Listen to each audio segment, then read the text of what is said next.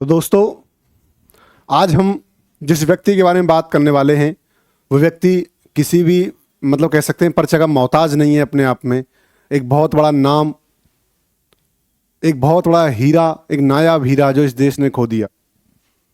कल 26 दिसंबर को दिल्ली एम्स में देश के पूर्व प्रधानमंत्री डॉक्टर मनमोहन सिंह जी ने अंतिम सांस ली। तो आज हम मनमोहन सिंह जी के बारे में कुछ जानेंगे भाई, कि उनका शुरुआती जीवन कैसा रहा, बाद में कैसा रहा, किस प्रकार वो देश के वित्त मंत्री बने, किस प्रकार वो देश के प्रधानमंत्री बने, क्या क्या उनके बारे में थोड़ा सा जानेंगे अपन। उनके जो सबसे बड़े काम थे उनके बारे में जानेंगे। मेरा बात शुरू करते हैं सबसे पहले कि इनका जन्म फिलहाल जो पाकिस्तान है, लाहौर, वहाँ पर हुआ था भाई। ठीक है, यानी कि आज़ादी से पहले के बॉर्न है। सिंपल सी बात तो ये है। तो पाकिस्तान में हुआ था इनका जन्म, और सितंबर महीने की 26 तारीख को इनका जन्म होता है। ठीक है, क्योंकि उस टाइम पर आपको पता है, देखो ये तो बेसिक सी बात है, उस टाइम पर लाइट तो थी नहीं, बिजली कहीं थी नहीं। तो क्योंकि पढ़ाई लिखाई में बहुत अच्छे थे बेटा। इनके बारे में भी मैं एक बात कहना चाहूँ कि आज ये इतने बड़े व्यक्ति क्यों हैं, इनका व्यक्तित्व है इतना बड़ा क्यों है, तो केवल पढ़ाई लिखाई की वजह से इनका व्यक्तित्व है इतना बड़ा है। क्योंकि लाइट नहीं थी, थोड़ी गरीबी भी थी भाई। तो लैंप, केरोसिन लैंप आपने नहीं देखा होगा, हाँ केरोसिन होता है, उस लैंप, केरोसिन लैंप उसको बोलते हैं, उसमें उन्होंने पढ़ाई की। ठीक है भाई।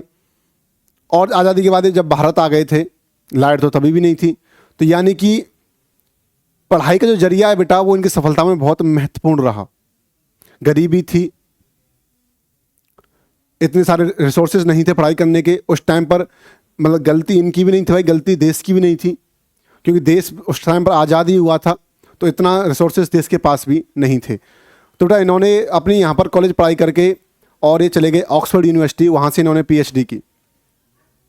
जब ये पीएचडी कर रहे थे, एक दिन उन्होंने किस्सा मीडिया में बताया कि जब ये पीएचडी कर रहे थे तो सर्दियों में ये ठंडे पानी से नहाया करते थे। ऐसा कोई लॉजिक उन्होंने दिया नहीं कि भाई ठंडे पानी से नहाने से नींद नहीं आती, ऐसा कोई लॉजिक उन्होंने नहीं दिया। इन्होंने कहा भाई, पूछा गया आप ऐसा क्यों भाई, सर्दियों में जब सभी गर्म पानी से नहा रहे हैं तो आप ठंडे पानी से क्यों नहाते हैं। तो इन्होंने बताया कि जहाँ गर्म पानी से नहाते थे वहाँ पर भीड़ ज़्यादा रहती थी, तो जब मैं वहाँ नहाने जाता तो मेरे लंबे बाल देख करके और लोग मेरे ऊपर हंसते थे, इसलिए मैं ठंडे पानी से नहाता था अकेले में। ऐसा काम मनमोहन सिंह जी ने। फिर मनमोहन सिंह जी ने क्या किया, अपनी ऑक्सफोर्ड से पीएचडी की पढ़ाई की और बहुत बड़े अर्थशास्त्री बने, आरबीआई में गवर्नर बने बेटा, वर्ल्ड बैंक में इन्होंने काम किया। फिर एक केंद्रीय मंत्री बने, यानी कि 1991 में वित्त मंत्री बने।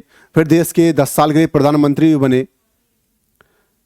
तो इनकी इस यात्रा में इन्होंने बहुत बड़े बड़े काम किए।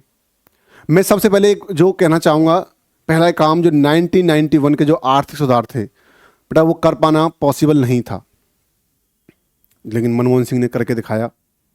अब मैं बात करने वाला हूँ एज ए प्रधानमंत्री के 5 बड़े काम कौन से थे भाई। ठीक है, तो पहला सबसे बड़ा काम मैंने आपको बता दिया, 1991 का इकोनॉमिक फॉर्म सुधार करना, जहाँ इन्होंने उदारीकरण की नीति अपनाई भाई, वो सबसे बड़ा काम था बेटा। सेकंड काम की मैं बात कर लूँ आपसे, तो आरटीआई एक्ट 2005 बेटा ये लेकर आए, आरटीआई एक्ट 2005। इस एक्ट में क्या था बेटा, इस एक्ट में ये था कि आप अब अफसर से भी क्वेश्चंस पूछ सकते हैं। जैसे अभी मैंने आपको एसएससी स्कैम पर एक वीडियो बनाई, तो मैंने कहा भाई अब तो आरटीआई एक्ट भी आ चुका है, तो हम तो अब खुले में क्वेश्चन पूछ सकते। तो वो आरटीआई एक्ट 2005 में मनमोहन सिंह जी की सरकार में ही आया था भाई। बहुत दिन से ये पेंडिंग पड़ा था कि भाई ऐसा करेंगे ऐसा करेंगे, सोच रहे थे लोग। मनमोहन जी की सरकार ने आते ही और कहा कि भाई कि हम लाएंगे आरटीआई एक्ट। मनमोहन सिंह जी आपको दिख नहीं रहे, ठीक है बेटा, हम लाएंगे आरटीआई एक्ट। तो आरटीआई एक्ट लाया गया। मैं मनमोहन सिंह जी को थोड़ा सा,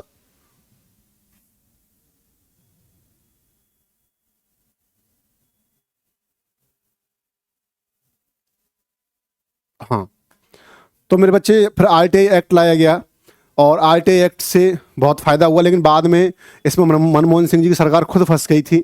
वो अलग बात है, उस पर कभी अलग बात करेंगे। ठीक है, दूसरा बड़ा क्या था कि इन्होंने 2005 में ये आरटीआई एक्ट लेकर आए। फिर यदि हम बात कर लें बेटा, तो फिर बात करते हैं मनरेगा। ठीक है भाई, 2006 में मनरेगा एक्ट आया भाई, मनरेगा आया, यानी कि यहाँ पर फिक्स किया गया कि भाई कम से कम इतना पैसा तो एक इंसान को मिलना ही चाहिए और उनको इतने दिन का रोजगार मिलना चाहिए, एक दिन का इतना पैसा मिलना चाहिए। तो मनरेगा, पहले नरेगा हुआ करता था, बाद में मनरेगा, महात्मा गांधी का नाम जोड़ा गया, महात्मा गांधी जी का नाम जोड़ा गया। लेकिन इसका भी विरोध हुआ जब मोदी जी की सरकार आई, तो मोदी जी सरकार ने कहा कि मनरेगा मनमोहन सिंह जी की सरकार का सबसे बड़ा फेल्योर था। लेकिन देखो कि वो कितना अच्छा एक्ट था कि मोदी सरकार ने भी आज जो 11 साल बीत चुके हैं, उन्होंने आज तक इस एक्ट को नहीं हटाया, इस एक्ट को कंटिन्यू किया है।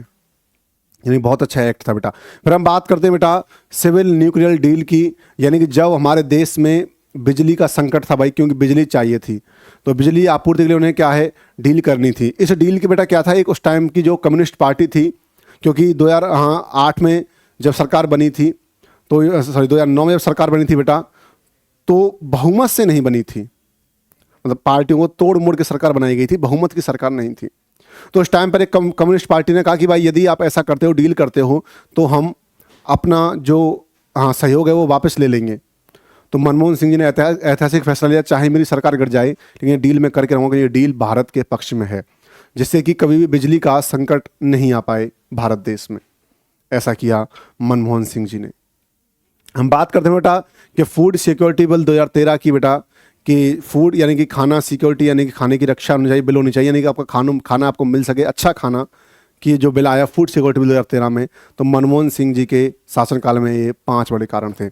एक बात मैं आपको फिर बता दूं कि जब मनमोहन सिंह 2004 में प्रधानमंत्री बने, तो ना केवल भारत के सबसे पढ़े लिखे प्रधानमंत्री थे, बल्कि बच्चे जब 2005 में वो आसियान के शिखर सम्मेलन में गए थे बेटा, तो वहाँ उन्हें मलेशिया जाकर उन्हें पता चला कि वो विश्व के सबसे पढ़े लिखे प्रधानमंत्री थे बेटा। उन्हें इंग्लैंड में इकोनॉमिक्स का एडम स्मिथ पुरस्कार मिल चुका था भाई।